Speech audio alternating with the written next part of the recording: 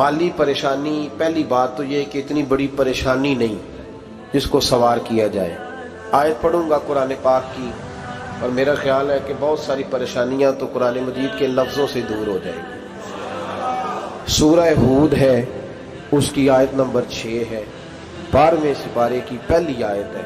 क्या अंदाज है और मेरे रब का कितना मन मोह लेने वाला और दिल को छू लेने वाला अंदाज है। रब करीम ने फरमाया वमा मिन दाब्बतिन फिल अर्द, फरमाया नहीं ज़मीन पर कोई भी ऐसा चलने वाला, ज़मीन पर कोई ऐसा नहीं जो चलता हो, इल्ला अलल्लाहि रिज़्कुहा, जिसका रिस्क अल्लाह ने अपने ज़िम्मे न लिया हो। ज़मीन पे कोई चलने वाला ऐसा नहीं जिसके रिस्क की जिम्मेदारी रब करीम की ना हो। ये जिम्मेदारी रिस्क किसकी है? बोल के बताएं, बोल के किसकी जिम्मेदारी है जी? अल्लाह। देखिए गौर फरमाएं, यहाँ मुफस्सिरीन ने एक बात लिखी है इस आयत के तहत कि फरमाया जो ज़मीन पे चलने वाला है उसका रिस्क अल्लाह के ज़िम्मे। फरमाते हैं कि ये अल्लाह ने हमारी अकल के मुताबिक हमसे बात की, वरना आसमानों में जितनी मखलूक है रिस्क उसका भी अल्लाह के ज़िम्मे ही है। यहाँ जो फिल अर्द के लफ्ज़ है ज़मीन पे, वो हमें समझाने के लिए कि तुमने तो सिर्फ ये दुनिया देखी है ना, तो जिसको तुमने देखा है वो सब खाते अल्लाह का दिया हुआ ही है। तो जो हमने देखा था रब करीम ने उसके मुताबिक हमें समझा दिया। फरमाया कुछ तो तुमने देखे ही नहीं, चलो उनकी तुमसे बात नहीं करते, पर जो तुमने देखे हैं उन सब का रिस्क किसके जिम्मे है? अल्लाह के। मेरे रसूल करीम सैयद आलम सल्लल्लाहु ताला अलैहि वसल्लम कुरान मजीद की जब तर्जुमानी करते, वजाहत करते, तो महबूब पाक सल्लल्लाहु अलैहि वसल्लम भी कोई इश्काल रहने नहीं देते थे, कोई इश्काल नहीं रहने देते थे। मेरे महबूब करीम अलैहिस्सलातु सलाम ने फरमाया अल्लाह पे भरोसा रख के सवेरे निकल जाना रिस्क की तलाश में। किस पे भरोसा रखना है? निकलना तुम्हारे जिम्मे है। ये ना कहना कि घर बैठूंगा तो यही आएगा, निकलना तुम्हारी जिम्मेदारी है। जितनी जिम्मेदारी है वो पूरी करना। अल्लाह पे भरोसा करके निकल जाना तुम्हारी जिम्मेदारी है। रब का जिम्मा है तुम्हें रिस्क देना, वो जरूर तुम्हें रिस्क पहुंचाएगा। या रसूल अल्लाह सल्लल्लाहु अलैहि वसल्लम किस तरह पहुंचेगा? तो जरा हुजूर के लफ्जों का हुस्न भी देखिए। नबी पाक सल्लल्लाहु अलैहि वसल्लम ने फरमाया जिस तरह मौत तुम्हें ढूंढ लेती है ना कि तुम कहाँ मौजूद हो, जब वक्त आता है तो इंसान पाकिस्तान में हो तब भी आ जाता है, जद्दा में हो तब भी आ जाता है, मक्का में हो या मदीना तैयबा में, वक्त फिर भी आ जाता है। फरमाया जिस तरह मौत तुम जहां भी हो तुम तक पहुंच जाती है ना, इस तरह तुम्हारा रिस्क भी तुम जहां मौजूद होते हो अल्लाह वहां पहुंचा देता है, पहुंचा देता है। तो या रसूल अल्लाह सल्लल्लाहु अलैहि वसल्लम किस अंदाज में? तो फरमाया निकल जाना तुम्हारी जिम्मेदारी है। फरमाया सवेरे परिंदे भी निकल जाते हैं और शाम को जब लौटते हैं तो अल्लाह उन्हें पेट भर के रोजी अता फरमाता है। हालांकि उनको नहीं पता होता हमारा कारखाना कहाँ है, हमने कहाँ जाके मजदूरी करनी है। उनको नहीं पता होता कि हमारा दफ्तर कहाँ है, हमने किस ऑफिस में बैठना है। उनको नहीं पता होता कि हमने कहाँ जाके माल खरीदना है और कहाँ से हमने फिर उसको दोबारा बेचना है। उन्हें खबर नहीं होती, अल्लाह पे भरोसा करके निकल जाते हैं। निकलना तो तेरे जिम्मे है कि नहीं? फरमाया वो तू ड्यूटी कर, शाम को अल्लाह जो रब परिंदों को रोजी देता है वो तुझे भी अता फरमाएगा। मैं कहता हूँ सोच कितनी कमजोर है उस आदमी की जो कहता है कैसे मिलेगा। कितनी कमजोर सोच है। जो रब बैल को रोजी देता है, बकरी को रोजी देता है, इस जमीन इस धरती पे अगर बसने वाला ऊंट भूखा नहीं सोता, चले ये तो पालतू जानवर होते हैं, इस धरती पर बसने वाली अगर बिल्ली और कुत्ता रोटी खा के सोते हैं तो तू तो अशरफुल मखलूकात है। तूने अपने ज़हन में क्या टेंशन पाल लिया है कि नहीं आएगा तो मर जाऊंगा, क्या बनेगा, किस तरह होगा? तू क्यों इतना परेशान हो गया? भाई माली परेशानी सबसे ज्यादा उस बंदे ने ओढ़ ली है जिसकी तवक्कुल की बात कमजोर हो गई है। तू सीधी तवज्जो अपने रब करीम की जानिब रख, सीधी तवज्जो अल्लाह की जानिब कर। रब फरमाते हैं जिम्मा तेरा नहीं, जिम्मा मेरा। लेकिन ना तनख्वाह एक आती है घर में, जब एक बच्चा होता है तो तब भी काम चलता है, जब अल्लाह 2 बच्चे दे दे फिर भी उस तनख्वाह से काम चलता है, जब 3 हो जाए फिर भी चलता है, जब 4 हो जाए नहीं आप ना भी बोले तो बात तो सही है, बहरहाल काम फिर भी چلے اسی تنخواہ میں سے جب بندہ بڑے بیٹے کی شادی کر کے بہو بیاہ کے لے آئے تو پھر بھی کام چلتا ہے، اور جب اس بیٹے کو اللہ بچے عطا کر دے تو اسی گھر میں، اسی آنگن میں، اسی چھت کے نیچے کام چلتا ہے۔ تو پھر تو مان جانا کہ چلانے والا تو نہیں، چلانے والا کوئی اور ہے۔ پھر تو مان جا کے چلانے والا کوئی تو اس وقت جب تنخواہ تیری لگی تھی تو کہتا تھا ابا ابھی میری شادی نہ کر، میں بیوی کو کیسے کھلاؤں گا؟ تو وہی شخص ہے جس کی چھت کے نیچے پھر 1.5 درجن پوتے بھی پل رہے اور گزارا ان کا بھی ہو رہا ہے۔ تو رزق کا ذمہ کس کا ہے؟ اللہ کا، اللہ کا ذمہ۔ اب ہمیں پتہ ہے پہلی بات تو پریشانی اس لیے اتار دینی چاہیے کہ ذمہ ہمارا ہے ہی نہیں۔ اب دوسری بات یہ کہ ذمہ داری کس کی ہے؟ اللہ حکیم بھی ہے اور علیم بھی ہے، حکیم بھی ہے اور جانتا بھی ہے اور اسے پتہ بھی ہے کہ دینا کس طرح ہے۔ اب ہم پتہ کیا کہتے ہیں؟ کہتے ہیں وہ جو بندہ پجاروں میں بیٹھا ہے وہاں اسے نہیں بیٹھنا چاہیے تھا، اور میرا حق تھا۔ تجھے زیادہ پتہ ہے کہ اللہ کو؟ بول کے بتانا کس کو پتہ زیادہ ہے؟ کیوں جی؟ تو آپ اصل ٹینشن پتہ کب لگتی ہے؟ جب بندے کہتے ہیں نہیں وہ پجاروں میری تھی، میرا حق تھا۔ وہ جب گزرتی ہے نا پاس سے مہران کے تو مہران والا ٹینشن بڑی لیتا ہے، حالانکہ اللہ کو زیادہ پتہ ہے کہ وہ حق۔ ایک بات اپنے ذہن میں یاد رکھ لیں، رٹ لیں کہ جو میرے لیے بہتر تھا میرے رب نے مجھے دے دیا، تو بات ختم ہو گئی۔ بس وصل اچھا ہے نہ فراق اچھا ہے، یار جس حال میں رکھے وہی حال اچھا ہے۔ بس جو میرے حق میں بہتر تھا میرے رب نے مجھے، مسئلہ یہ ہے کہ تو اس پہ راضی ہونے کو تیار نہیں۔ حضرت علی کرم اللہ تعالی وجہ الکریم نے میرے نبی پاک کی ایک حدیث بیان کی ہے، اور جناب علی جب یہ حدیث بیان کیا کرتے تھے تو حضرت مجاہد فرماتے ہیں یوں لگتا تھا کہ جیسے حضرت علی ہمیں ہر پریشانی سے نکال رہے ہیں۔ مولا علی شیر خدا رضی اللہ تعالیٰ عنہ فرماتے ہیں کہ مجھے میرے نبی پاک صلی اللہ علیہ وسلم نے ایک طریقہ دیا تھا ٹینشن فری ہونے کا۔ آپ فرماتے ہیں مجھے تو بڑا راس آیا ہے، تم بھی اگر کر لو گے تو تمہیں بھی فائدہ دے گا۔ کہا وہ کیا؟ حضرت علی کہنے لگے محبوب علیہ السلام نے فرمایا تھا لوگوں تم اللہ کے دیے ہوئے تھوڑے رزق پہ راضی ہو جاؤ، وہ تمہاری تھوڑی عبادت سے تم سے راضی ہو جایا کرے گا۔ بس تم 2 نفل بھی پڑھو گے تو اللہ راضی ہو جائے گا، تم 1 رکوع بھی سویرے اٹھ کے پڑھو گے تو وہ راضی ہو جائے گا، وہ تمہارے 313 درود شریف سے راضی ہو جائے گا، تم اس کے دیے ہوئے تھوڑے رزق سے راضی ہو جاؤ۔ ٹینشن اس لیے ہوتی ہے کہ ہم راضی نہیں جو اس نے ہمیں دیا ہے۔ وہ حل میں مزید کی جو دوڑ ہے نا، حل میں مزید کی، بے قدرہ کچھ قدر نہ جاتی، کیتی خوب تسلی ہو، دنیا دار پجاری زردے، کتیاں دے گل ٹلی ہو، بک بک روشن اکھیاں تکیو ویک حویلی کلی ہو، تے کوچ نصیر اساں جد کیتی پہ جانی تھر تھلی ہو۔ تو یاد رکھیں یہ جو ہے نا مصیبت کے مال آ کیوں نہیں رہا، وہ سامنے والا پلاٹ میرے گھر کے سامنے ہے گھر کے سامنے، پر رجسٹری میرے نام کیوں نہیں؟ یہ مصیبت سانس نہیں لینے دیتی۔ موٹر سائیکل کھڑی کرتا ہے نا جب آ کے دکان سے روٹی کھانے آتا ہے، دفتر سے گھر آتا ہے، کاروبار سے آتا ہے، تو جہاں موٹر سائیکل کھڑی کرتا ہے وہ ٹینشن بڑی ہے کہ کبھی میری ہو جائے نا یہ والی جگہ تو میں یہاں بھی بورڈ لگاؤں اپنے نام۔ اس نے مالی پریشانی پیدا کی۔ تو جس حال میں ہے، کیونکہ تو نے اپنا یہ حال خود نہیں بنایا، جس نے بنایا ہے وہ بڑا بہتر جانتا تھا کہ تو اسی حال میں اسے اچھا لگتا ہے۔ تو اسے اسی حال میں، ایک بزرگ تھے تو ان کی طبیعت بڑی علیل ہو گئی، بیمار ہو گئے، تو اللہ نے آزمائش دی تو کیڑے پڑ گئے وجود میں۔ ایک کیڑا یہاں سے کھا رہا تھا، اللہ والے بڑے راضی رہتے ہیں اس کی رضا پہ، تو کیڑا یہاں کھا رہا تھا تو نیچے گر گیا، تو بابا جی نے اٹھا کے پھر وہاں رکھ لیا۔ کہنے لگے جب اس نے تیری ڈیوٹی مجھے کھانے کی لگائی ہے تو میں اس بات پہ راضی ہوں، تو نیچے کیوں گرتا ہے؟ بٹ ٹھیک ہے کھا، جب اس نے تجھے ڈیوٹی جو تیری لگائی۔ سالبہ بن عبد الرحمن ایک صحابی تھے، سالبہ غالباً، نبی پاک صلی اللہ علیہ وسلم کی خدمت میں آئے، کہنے لگے یا رسول اللہ صلی اللہ علیہ وسلم غربت بڑی ہے، میرے لیے دعا کریں اللہ زیادہ مال دے۔ تو محبوب صلی اللہ علیہ وسلم نے فرمایا تو جس حال میں اچھا ہے وہ تیرے لیے بہتر ہے، اس میں تو ہے وہی حال تیرے لیے۔ مشکل ہے نا یہ جواب سننا۔ کہتے پیر صاحب فلان جگہ سے تویز آیا، وہاں تو وارے نے آرے ہو گئے، تو آپ کے ہاں؟ تو میں کہتا ہوں یہ تویز دینے والا اگر تویز دے کے امیر بناتا ہے تو پہلے خود کیوں نہیں بنتا؟ یہ خود تو 150 کا تویز بیچ رہا ہے، اپنی بیچارے کی حالت یہ ہے. اگر اتنا ہی تویز اس کا چلتا ہوتا تو پہلے 5 جو پجارو اس کے دروازے پہ کھڑی ہوتی.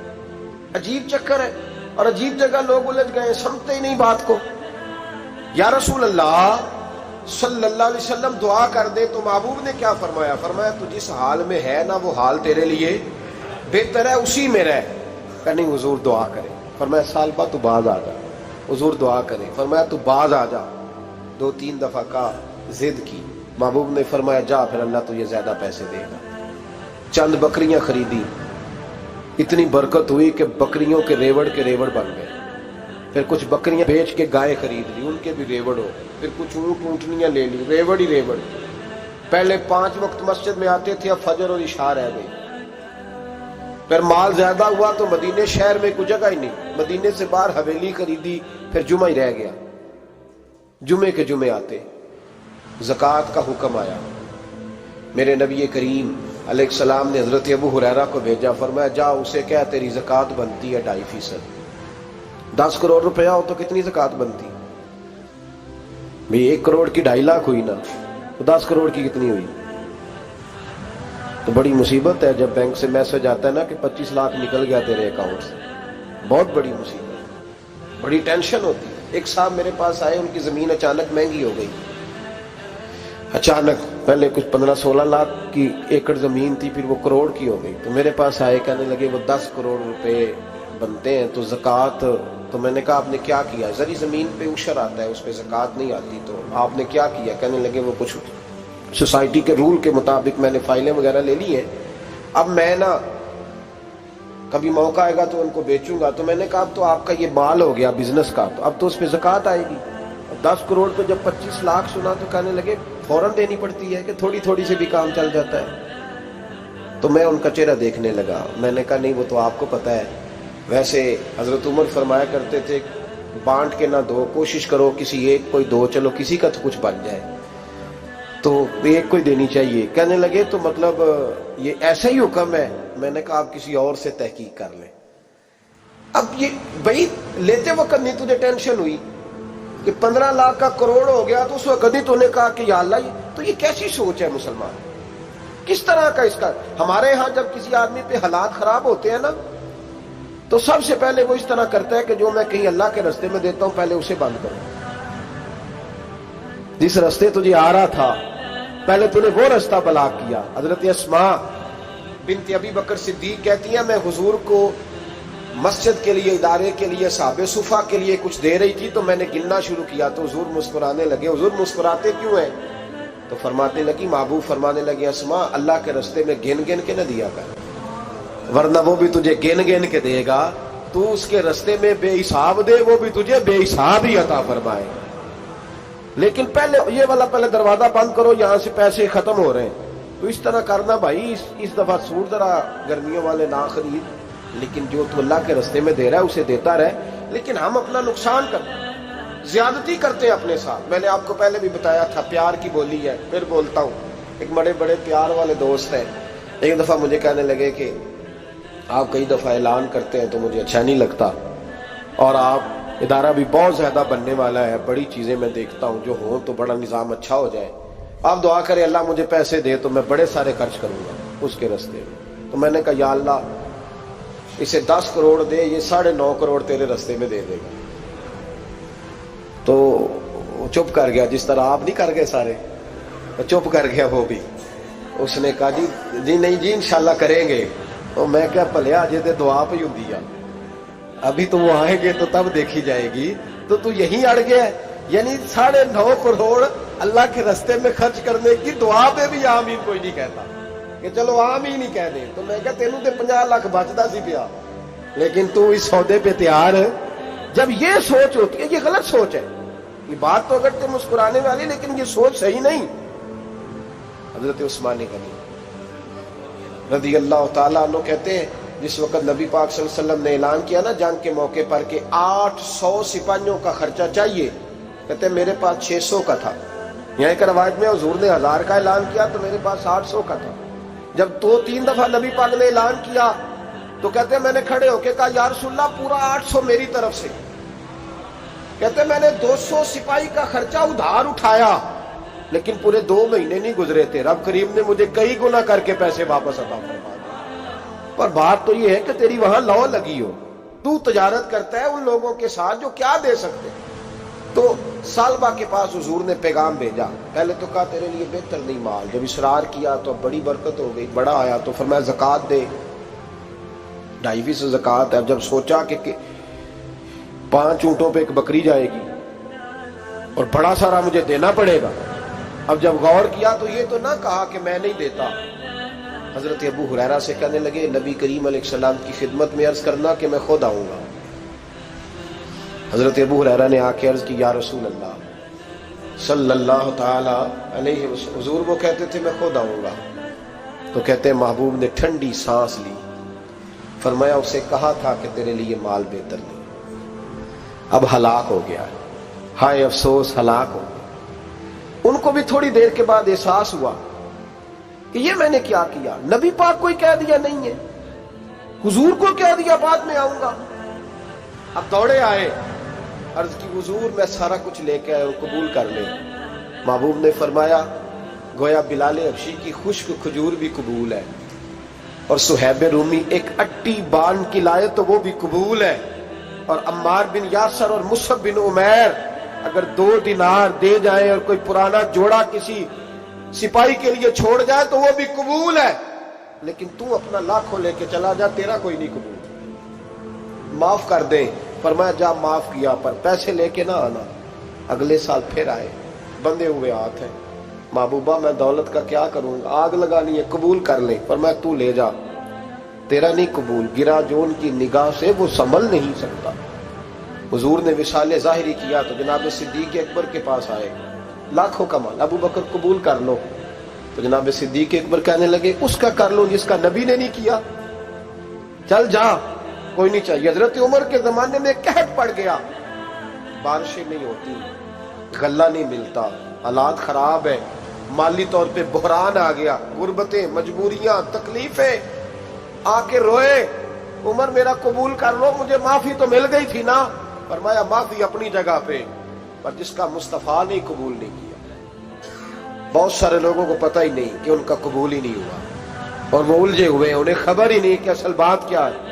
فرمایا جس کا مصطفیٰ کریم نے قبول نہیں کیا، اب ہیرے اور جواہرات بھی لے کے آئے تو بھوکے مریں گے، پر اس کا قبول، اس بات پہ راضی رہو، اس حال میں اللہ نے رکھا ہوا، اس حال میں راضی رہو۔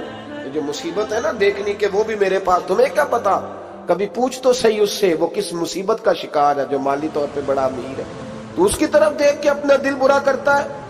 بس جس حال میں رب نے رکھا ہے اس حال میں رہ۔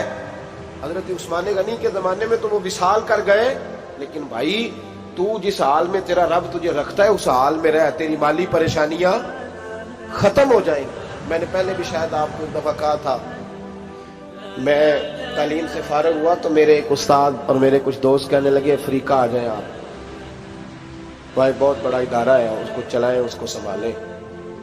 میری والدہ سے میں نے کہا، اس طبیعت ہوتی ہے نا انسان کی، میرا بھی دل لگ گیا۔ میری اماں پڑھی نہیں تھی لیکن اللہ نے دانائی بڑی عطا فرمائی تھی، حکمت بڑی تھی، سیانی بڑی تھی۔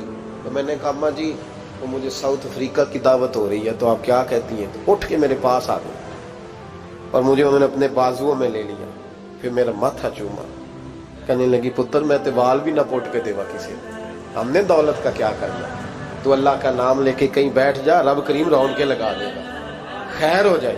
تو میرے بھائی یاد رکھیں ان چیزوں سے تھوڑا سا دیکھیں نا، قناعت کریں، جو اللہ نے دیا اس پہ راضی ہو جائیں، اللہ بڑا مہربان ہے، وہ آسانیاں کر دیا کرتا ہے۔ تو یاد رکھیں میرے رسول کریم علیہ السلام نے ایک تو ہمیں درس یہ دیا ہے کہ تو سمجھ جا، قرآن نے ہمیں بتایا ہے کہ روزی تیری ذمہ داری نہیں، روزی کس کی ذمہ داری ہے؟ اللہ کی۔ اور دوسری بات یہ کہ جو اللہ نے تمہیں دیا ہے اس پہ تو راضی ہو جا، تیری مالی پریشانیاں ختم ہو جائیں۔ اور پھر حضور صلی اللہ علیہ وسلم نے فرمایا مذہبی طور پر جب دیکھو تو آگے دیکھو، اور دنیاوی طور پر جب دیکھو تو پیچھے دیکھو، پریشانی ختم ہوگی۔ مذہبی طور پر جب دیکھو، جو 5 نمازیں پڑھتا ہے وہ تہجد پڑھنے والے کو دیکھے، اور جو تہجد پڑھتا ہے وہ اشراق چاشت پڑھنے والے کو دیکھے، اور جو بندہ اشراق اور چاش پڑھتا ہے پھر اس کو دیکھے جو سارا دن مصطفیٰ پہ درود پڑھتا ہے. اوپر دیکھے کہ میں نے اور نیک ہونا ہے اور نیک. اور جب مالی معاملہ ہے تو پھر نیچے دیکھ. اگر تو بیٹھا نا پجاروں پہ تو پھر ٹوڈی والے پہ نظر کر اس کا کیا حال ہے. اور اگر تو وہاں بیٹھا ہے تو دیکھ مہران والا بھی تو گاڑی چلا ہی رہا ہے. اور اگر تو وہاں ہے تو موٹر سائیکل والا دیکھ. اور تو وہاں ہے تو پھر سائیکل والے پہ نظر. اور اگر تو سائیکل والا ہے تو پیدل والے کو دیکھ. اگر تو کرائے کے مکان میں رہتا تو پھر جھونپڑی والے کو دیکھ. اور اگر تو جھونپڑی میں رہتا ہے تو پھر بھی پریشان نہ ہونا. کچھ ایسے بھی ہیں جنہیں جھونپڑی بھی نصیب نہیں, جو سڑک پہ لیٹے ہوئے. اور اگر تو تندرست ہے نا تو کبھی جا کے اسپتال میں دیکھ حال کیا ہے, لوگ کس حال میں ہیں. تو ہم شکر نہیں ادا کرتے. اس کا نقصان کیا ہوتا ہے, نعمتیں چلی جاتی ہیں. اللہ فرماتے ہیں لئن شکرتم لازیدنکم, تو شکر ادا کر میں نعمتوں میں اضافہ کر دوں. تو بھائی مالی پریشانی کا تیسرا سبب یہ ہے کہ ہم دیکھتے ہیں مالی طور پر اوپر, تو پھر ہمیں طبیعت بگڑتی ہے. اور پھر مالی پریشانیوں کے کچھ اور اسباب بھی ہیں. امام شافعی فرماتے ہیں جن گھروں میں لوگ فجر کی نماز کے وقت سوئے ہوتے ہیں ان گھروں میں رزق نہیں آتا. آپ فرماتے ہیں فجر کا وقت اللہ کے دینے کا وقت ہے, اس وقت اللہ بانٹتا ہے. حضور صلی اللہ علیہ وسلم کا فرمان ہے نا حدیث میں کہ تہجد کے وقت اللہ پہلے آسمان پہ نزول جلال فرماتا ہے جو اس کی شان کے لائق ہے تہجد کے وقت, اور وہ کہتا ہے مانگو میں تمہیں عطا کروں گا. لینے کی باری آئے تو بندہ سمیٹ سماٹ کے اندر گھس جائے. ہمارے ہاں یہ ہوتا ہے کہ عشاء کے بعد بچے بیٹھتے ہیں موبائل لے کے, تہجد کا وقت آتا ہے تو ان کی آنکھیں بند ہونی شروع ہوتی. تو لینے کے وقت تو سویا تھا, ذرا مسئلہ کیسے حل ہوگا بھائی؟ جب کوئی آدمی خیرات بانٹ رہا ہو تو جو پیالہ پیچھے کر لے اسے ملے گا. کہتے اس وقت آنا جب میں بانٹ رہا تھا, اب تو کدھر آ گیا ہے. مثال دے رہا ہوں. تو فجر کا وقت مانگنے کا ہے, تو ساری رات تو گزر گئی گیمیں کھیلتے, ٹی وی دیکھتے, اور جو لینے کا وقت تھا تو سو گیا, تو کیسے آئے گا تیرے پاس؟ تو اٹھے سویرے, بندوں سے مانگ کے دیکھ لیا, بڑی عزتیں خراب ہوئی. فجر کا وقت اٹھ کے جھولی پھیلائے. میرے رسول پاک علیہ السلام فرماتے ہیں, رب فرماتے ہیں جب بندے میرے آگے جھولی پھیلاتے ہیں مجھے شرم آتی ہے, کیسے خالی واپس کر دوں. تو اس کے سامنے جھولی